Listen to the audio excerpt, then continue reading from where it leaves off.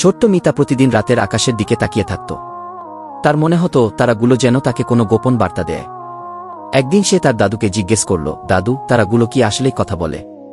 দাদু হেসে বললেন, হ্যাঁ, তারা গল্প বলে, কিন্তু শুধু সেই শুনতে পায় যে মন খুলে শোনে। গি মিতা বিস্ময়ে চোখ বড় করে বলল, তাহলে আমি কিভাবে শুনব? দাদু একটি ছোট্ট রেডিও এনে মিতার হাতে দিলেন। এটা আমার পুরনো রেডিও। এটাকে ঠিকমতো সেট করলে হয়তো তুমিও তাদের কথা শুনতে পাবে। গি সেই রাতেই মিতা রেডিও নিয়ে ছাদে বসল। সে নানা ফ্রিকোয়েন্সি ঘুরিয়ে ঘুরিয়ে শুনতে লাগল। হঠাৎ একসময় তার কানে আসলো মৃদু এক গুঞ্জন, যেন কেউ দূর থেকে হাসছে। তারপর এক শিশুর মতো কণ্ঠ বলল, মিতা, আমরা তোমাকে দেখছি, তুমি একা নও। মিতা অবাক হয়ে দাদুর কাছে দৌড়ে গেল।